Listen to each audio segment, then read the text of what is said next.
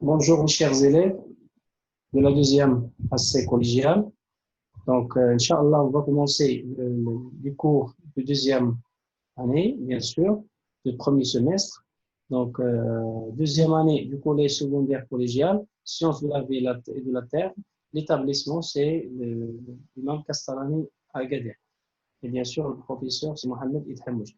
Donc, on va commencer cette année, Inch'Allah, par la géologie et dans cette fois-ci, donc la géologie interne au lieu de la géologie externe. Comme vous avez bien, dans la première année, on a déjà étudié la géologie externe, comme par exemple la formation des roches sédimentaires ou bien les fossiles et la fossilisation, etc.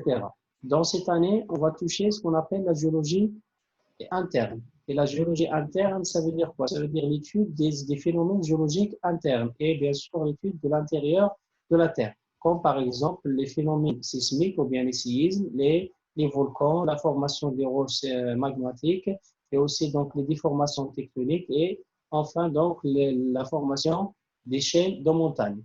Voilà. Donc, la première partie, donc les phénomènes géologiques internes, et dans le deuxième semestre, donc on va toucher donc à nouveau donc les cours ou bien les chapitres sur la biologie. Voilà, donc le chapitre 1, la théorie de la tectonique des plaques. Tout d'abord, donc, quelle est la définition du terme théorie? La théorie, c'est une idée scientifique proposée par des scientifiques, et la tectonique, c'est la mobilité, et les plaques, donc on va voir c'est quoi une plaque lithosphérique après. C'est la troisième partie donc de ce chapitre. Tout d'abord, donc, on va commencer la théorie de la dérive du continent. Vous voyez ici donc que le terme il a été changé. Donc, au lieu de la dérive du continent, bien sûr, donc, on va étudier donc ce qu'on appelle la théorie de la tectonique des plaques. Donc, il y a deux théories normalement de ce chapitre. La première théorie, c'est la théorie de la dérive du continent, et la deuxième, ce sera donc la théorie de la tectonique des plaques. On va voir donc la différence entre les deux. Tout simplement, la première théorie, c'est la théorie de la dérive du continent, qui a été proposée par Alfred Wegener en 1912. Et bien sûr, la théorie de la tectonique des plaques, c'est une nouvelle théorie qui a été donc proposée à partir de cette plateforme. Ça veut dire à partir d'un changement ou bien de vérification de la théorie de la dérive du continent. Donc, tout d'abord, on va commencer l'introduction. L'Afrique et l'Amérique du Sud ont été consolidées sous forme d'un seul bloc continental lors du Crétacé. Bien sûr, le Crétacé, ça fait partie donc de l'ère secondaire. Et c'est quoi l'objectif donc de cette théorie de la dérive des continents? Donc, Wegener, donc, il a pensé que tous les continents, ils ont été soudés. Ils forment ce qu'on appelle un géocontinent qu'on appelle la Pangée. Mais bien sûr, au fil du temps, ou bien au fur et à mesure, les continents vont être détachés pour prendre donc leur position actuelle. Voilà, donc ce bloc a été fragmenté en deux continents qui se sont éloignés l'un de l'autre au cours du temps géologique comme des blocs de glace qui dérivent à la surface de l'eau. C'est comme bien sûr la présence de la glace sur l'eau. Donc il y a un déplacement des fragments de glace ou bien des blocs de glace sur l'eau. Les questions, ce seront donc quelle est la théorie de la dérive du continent et quels sont les arguments de la théorie de la dérive du continent. Ça veut dire quels sont les arguments que Wegener donc a proposés pour supporter sa théorie. Donc, tout d'abord, donc, la théorie de la dérive du continent comme définition. En 1912, le physicien météorologue Alfred Wegener propose sa théorie de la dérive du continent pour tenter donc d'expliquer que les continents constituaient donc un supercontinent qu'on appelle la Pangée, puis ce mégacontinent fracturé donnant plusieurs continents actuellement. Donc, vous voyez ici, donc, d'après ce document 1, que la position des continents au fil du temps, il a été changé. Par exemple, en moins de 250 millions d'années, les continents ils ont été totalement soudés. Par contre, la position actuelle, vous voyez ici par exemple que l'Amérique du Sud elle est éloignée de l'Afrique. Maintenant, on trouve ici entre les deux l'océan Atlantique. Donc, les arguments de la théorie de la dérive du continent, pour supporter sa théorie, donc Wegener a proposé trois arguments. Le premier, c'est l'argument morphologique. Ça veut dire quoi l'argument morphologique? Wegener, donc, il a constaté, d'après donc l'étude des cartes, ou bien cartographique, que les côtes de l'Amérique du Sud et l'Afrique, ils sont comment complémentaires. Il y a une complémentarité géométrique ou bien géographique entre les deux continentales. Donc, l'observation des images satellitaires montre que ou bien une complémentarité géométrique entre les côtes africaines et sud-américaines. Alors, donc l'Amérique et l'Afrique constituaient donc dans le passé un seul bloc ou bien un seul continent. Donc, c'est le premier argument, c'est l'argument morphologique qui se base sur la complémentarité des côtes. Deuxième argument, c'est l'argument géologique.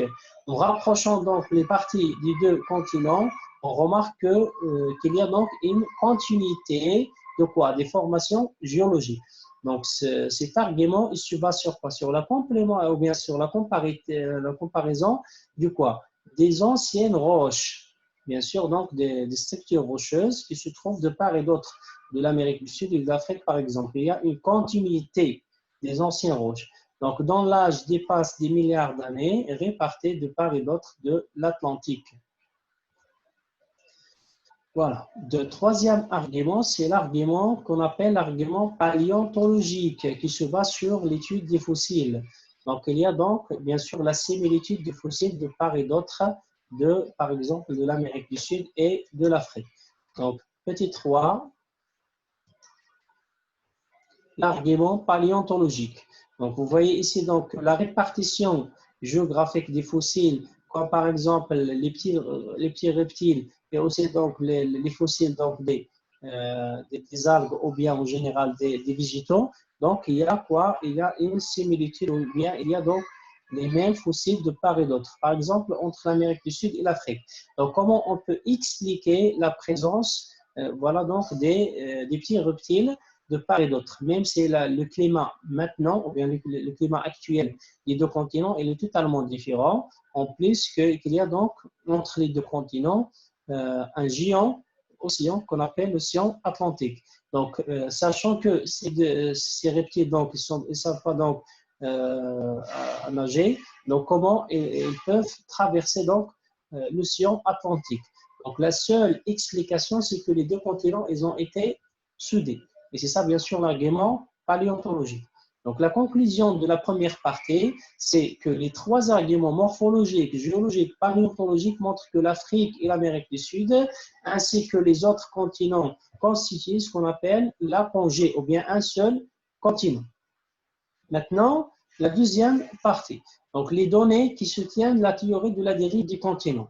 Bien sûr, il y a donc des études actuelles, récentes, qui supportent donc la théorie de Wegener. Même s'il y a bien sûr des problèmes au niveau de cette théorie qui a été donc changée et bien sûr deviendra donc la théorie de la tectonique des plaques. Donc, la morphologie du fond de l'océan Atlantique. Donc, vous voyez ici que au niveau du fond océanique en général, et l'exemple ici donc du fond de l'océan Atlantique, il y a ce qu'on appelle renouvellement et bien sûr formation du fond océanique. Ça veut dire formation de la croûte océanique. Et automatiquement, qu'est-ce qui se passe dans ce niveau-là? Donc, la formation du fond océanique, ce qui provoque quoi? L'éloignement de ces deux continents. Donc, vous voyez ici qu'il y a au milieu toute une chaîne des volcans qui provoque la formation d'un type, bien sûr, de roches magmatiques qu'on appelle principalement le basalte. Et ce basalte, donc, lorsqu'il forme, il pousse quoi, les deux continents de part et d'autre. C'est pour cela donc on trouve quoi, une symétrie bilatérale des roches qui se trouvent de part et d'autre de la dorsale océanique. La dorsale océanique, c'est la chaîne des volcans qu'on trouve au milieu des océans. Et bien sûr, au niveau ou bien au milieu de cette dorsale, on trouve quoi, la cassure qu'on appelle le rift, par exemple ici, donc le rift océanique. Donc, après avoir comparé le fond de l'océan Atlantique, on observe qu'il y a quoi, une symétrie de part et d'autre de la dorsale océanique. Donc, on dit qu'il y a une symétrie des roches. Ça veut dire quoi? Ça veut dire que plus qu'on s'éloigne de la dorsale océanique, plus que l'âge du basalte, ou bien en général des roches magmatiques, augmente. Donc, on trouve donc plus loin des roches qui sont plus anciennes. Et près de la dorsale, on trouve donc des roches néoformées. Donc, le relief sous-marin présente quoi? Il constitue de quoi? De plateau continental. Donc, vous voyez ici qu'il y a de la symétrie. Et voilà donc l'axe de symétrie. Donc, il y a la symétrie de part et d'autre. Ça veut dire à gauche et à droite. Donc, c'est la même chose. Il y a donc l'existence du plateau continental, le talus continental, le bassin ou bien la plaine abyssale. Et enfin, donc, il y a donc la dorsale océanique. Maintenant, l'explication du fond ou bien l'expansion du fond océanique, ou bien en général, donc du fond océanique, à savoir donc l'océan Atlantique. L'expansion, ça veut dire l'élargissement du fond océanique. Donc le fond de l'océan Atlantique est constitué essentiellement de basalte. Le basalte, c'est une roche volcanique magmatique issue donc de refroidissement du magma à partir donc des volcans, donc dont l'âge augmente de façon symétrique lorsqu'on s'éloigne du rift. Vous voyez ici, donc, voilà le rift ou bien la dorsale océanique. Et bien sûr, d'après la légende, donc voilà, donc vous voyez que plus qu'on s'éloigne de la dorsale de part et d'autre, l'âge du basalte augmente. Donc la conclusion, au niveau de la dorsale océanique, il y a formation et renouvellement du fond océanique qui se traduit par l'émission permanente du coulées de lave basaltique, ce qui conduit à l'expansion du fond océanique et donc la dérive du continent. Donc, la source de la dérive du continent, c'est bien sûr l'expansion océanique, ou bien à cause de l'expansion océanique qu'on a la dérive du continent. Maintenant, on va voir une autre notion, c'est la notion de la plaque lithosphérique. Donc, on passe de la théorie de la dérive du continent à une autre théorie, c'est la théorie de la tectonique des plaques. C'est quoi la théorie de la tectonique des plaques? C'est juste la théorie de la dérive du continent qui a été donc modifiée. Donc, la notion de la plaque lithosphérique, donc au lieu d'utiliser les continents, on va utiliser ce qu'on appelle la plaque lithosphérique. Il y a une grande différence entre la plaque et le continent, puisque donc il existe 5 continents, mais les plaques lithosphériques, on distingue entre 12 plaques lithosphériques. Ça veut dire qu'il y a donc ce qu'on appelle des plaques océano-continentales et des plaques océaniques. Par exemple, la plaque de l'océan Pacifique, c'est une plaque océanique parce qu'il porte juste l'océan Pacifique. Par contre, ici, par exemple, la plaque de l'Afrique, c'est une plaque océano-continentale puisqu'il porte le continent africain et aussi donc des parties donc, de l'océan. Voilà. Donc, la distribution mondiale des séismes et des volcans montre que ces derniers donc, sont distribués dans le monde en forme de ceinture étroite, pénétrant dans le centre des océans et des côtes quelconques contient quoi continental qui pourrait diviser le globe en plusieurs unités appelées plaques lithosphériques. Donc la notion ou bien la définition de la plaque lithosphérique, c'est un morceau de l'écorce terrestre, bien sûr, qui est stable et délimité par des séismes et des volcans. Bien sûr, comment on peut déterminer donc les limites des plaques? C'est par l'utilisation de la répartition mondiale des séismes et des volcans. Donc, vous voyez ici que la répartition des séismes et des volcans dans le monde n'est pas au hasard, puisque donc on trouve des volcans et des séismes au niveau des limites des plaques lithosphériques qui sont très actives. Donc, ces limites sont très actives. Donc, la définition de la plaque lithosphérique est un fragment relativement stable, délimité par des zones instables qui se caractérisent par une intense activité sismique et volcanique.